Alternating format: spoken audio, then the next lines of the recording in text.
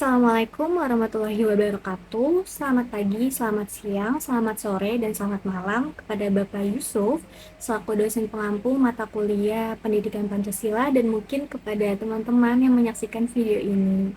Sebelumnya, perkenalkan nama saya Rumasya Alnaura, saya dari kelas BKP 2B. Nah, hari ini saya akan membahas sebuah buku yang sangat penting dan relevan terutama dalam konteks perlindungan hak asasi manusia. Saya akan mereview sebuah buku yang berjudul Perlindungan Terhadap Korban Kekerasan Seksual, Advokasi Atas Hak Asasi Perempuan yang merupakan karya dari Dr. Andus Muhammad Irfan dan Dr. Andus Abdul Wahid yang terbit pada tahun 2011.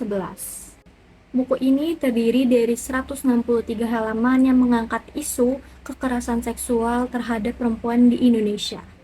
Penulis menjelaskan bagaimana perempuan sering menjadi korban kekerasan yang dilakukan oleh seorang individu maupun struktur sosial yang ada.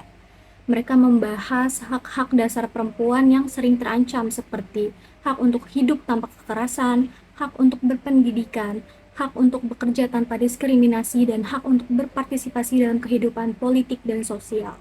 Buku ini menyoroti pandangan dari para ahli seperti I. Susanto yang menyatakan bahwa perkosaan merupakan salah satu bentuk kekerasan yang paling serius dan paling sering terjadi. Para ahli lainnya seperti Anita Lee, Made Dharmaweda, dan Nur Syabandi juga menekankan bagaimana kekerasan seksual mencerminkan ketimpangan kekuasaan gender yang sering menguntungkan laki-laki. Buku ini juga membandingkan antara hukum pidana Islam dengan hukum pidana Indonesia. Penulis menyoroti bagaimana hukum pidana Islam menawarkan perlindungan terhadap korban dengan lebih baik dan juga sanksi atau hukuman kepada pelaku yang lebih keras. Sementara hukum pidana Indonesia sering dianggap lebih menguntungkan pelaku karena vonis yang diberikan itu tidak jelas, tidak transparan, dan juga perlindungan yang diberikan kepada korban tidak maksimal.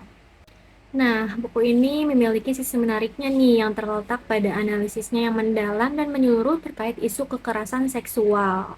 Penulis juga membandingkan pandangan dari berbagai ahli dan juga perbandingan antara hukum pidana Islam dengan hukum pidana Indonesia. Buku ini juga menyajikan data dan contoh yang konkret, jadi pembaca tuh bisa lebih memahami pembahasannya. Nah, namun buku ini memiliki kekurangan juga nih, seperti bahasa yang digunakan mungkin agak kurang nyaman didengar oleh orang, terutama perempuan, tapi mungkin bisa dimaklumi ya, karena kan buku ini tuh membahas isu-isu terkait kekerasan seksual terhadap perempuan ya. Dan juga mungkin bahasa yang ada di buku ini itu kurang bisa dipahami oleh orang awam. Nah, dan juga buku ini tuh memiliki beberapa kesalahan dalam pengejaan yang mungkin kalau diperbaiki bisa meningkatkan kualitas dari buku ini.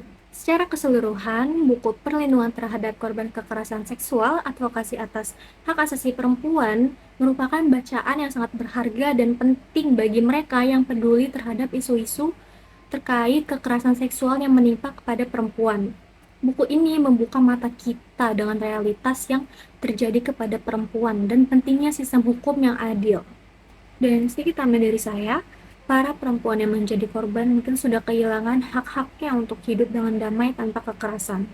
Tetapi para pelaku sudah kehilangan akal sehatnya dengan mengabaikan kewajibannya, yaitu memperlakukan setiap manusia dengan setara dan tidak melakukan kekerasan.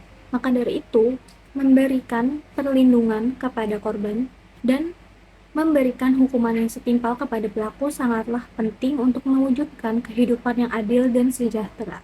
Baik, mungkin itu saja video mengenai review buku Perlindungan Terhadap Korban Kekerasan Seksual, Advokasi Atas Hak Asasi Perempuan. Terima kasih telah menonton video ini, saya pamit undur diri. Assalamualaikum warahmatullahi wabarakatuh.